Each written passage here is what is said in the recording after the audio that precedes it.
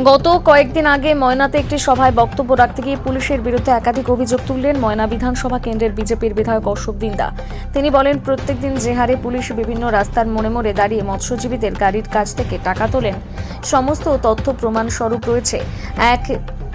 এক তিনটে করে পুলিশ দাঁড়িয়ে থাকে মোড়ে, প্রত্যেকের কাছ থেকে 100, 200, 300 টাকা তুলতে থাকে পুলিশ। আমি মৎস্যজীবীদের উদ্দেশ্যে বলছি, আপনারা কাউকে টাকা দেবেন না। কোথায় কি করে আমি দেখব। পুলিশ একবার মাছের গাড়িটা আটকে দেখুক, ঠিক আমি বুঝে নেব। তোলা আদায়ের 50% টাকা এইখানে যাচ্ছে, তোলা আদায়ের 50% টাকা এই থানা খাচ্ছে, আর 50% টাকা এসপির কাছে যাচ্ছে। এখানে মৎস্যজীবীদের থেকে প্রত্যেক দিন যে হারে টাকা তুলেন সব রেকর্ড ভিডিও আছে। সন্ধে হলেই এখানে একটু এগিয়ে গিয়ে দুটো স্কুটি নিয়ে 3টে পুলিশ দাঁড়িয়ে থাকে।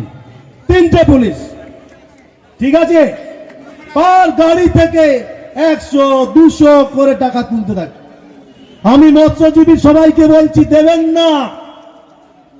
কোথায় কি করে আমি দেখবো। আপনার মাছের গাড়িটা একবার আটকিয়ে দেখুক তো, কোথায় একবার মাছের গাড়িটা আটকিয়ে দেখুক, আমি বুঝে নেব।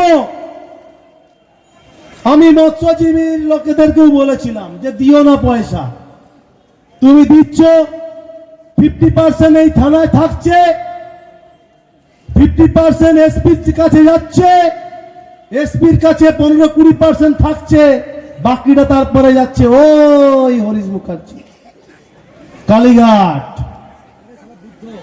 কালীঘাটের টালির চালা, না ওই চোরেদের পাঠশালা। আর ওই পাঠশালার জন্য এখন ওই সবুজ রঙের ডায়েরিটা দরকার, তাই না? সবাইকে বলবো, একসাথে থাকুন, জোট বাঁধুন, বুথে বুথে চাটাই পেতে মিটিং করা শুরু করে দিন। দেখা যাচ্ছে যে বেশ কিছু রাজনৈতিক নেতৃত্ব এবং বেশ কিছু মানুষ পুলিশের বিরুদ্ধে বিষোদ্গার করছে, একদম সরাসরি বলছে টাকা দিচ্ছে, কোন জায়গায় যাচ্ছে, এটা নিয়ে কি পুলিশ কোনো ব্যবস্থা নিচ্ছে না ভাবছে? আমাদের নজরে এসেছিল, যেখানে আমাদের খুব স্পেসিফিক করে এসপি পূর্ব মেদিনীপুর কোট আনকোট কোনো একটি বিশেষ পেশার মানুষজন জড়িত যারা আছেন তাদের কাছ থেকে মাসও ভাড়া নেয় বা এরকম কিছু একটি বিষয় এসেছিল, এক্স্যাক্টলি ভিডিও ক্লিপ যেটা আমাদের নজরে এসেছিল। সেক্ষেত্রে আমরা যেটা আইনানুগ ব্যবস্থা আছে সেটা অবশ্যই নিয়েছি, কারণ যিনি বলছিলেন তিনিও সম্মানীয় পদাধিকারী, জনপ্রতিনিধি।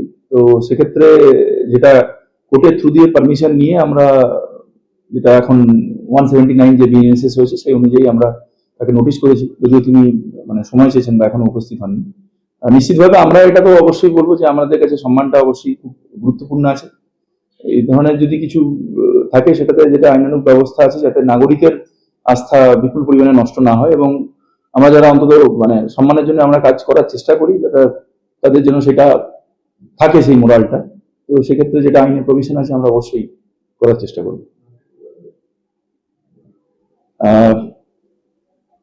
আমরা এটা ময়না থানাতে এই ঘটনা ঘটেছে সাম্প্রতিককালে। আমরা ময়নার সম্মানীয় বিধায়ক শ্রী অশোক দিন্দা মহাশয়ের একটা ভিডিও ক্লিপ আমাদের নজরে আসে, তো সেটার ভিত্তিতে আমরা এটা ব্যবস্থা নিয়েছি।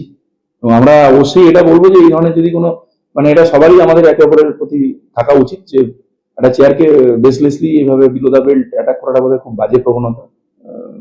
এটা কোনো রেসপন্সিবল জায়গা থেকে কাম্য না, এটুকু আমরা বলতে পারি। তো যেটা আমাদের আইনত ব্যবস্থা আছে সেটা আমরা এরকম থাকলে আমরা নেব। আজ হ্যাঁ, সুমোটা আমরা কেস করেছি, নোটিশ আমরা ইস্যু করেছি, নোটিশ রিসিভ হয়েছে। উনি রিকোয়েস্ট করেছেন ওনার আইনজীবীর মধ্য দিয়ে যে ওনাকে যে ডেটে আমরা আসতে বলেছিলাম ময়না থানাতে, সেখান থেকে উনি ওটাকে আরো এক্সটেন্ড করেছেন। ওনার কিছু ব্যস্ততা থাকার কারণে উনি আসবেন বলেছেন, বাট ডেট নিয়েছেন।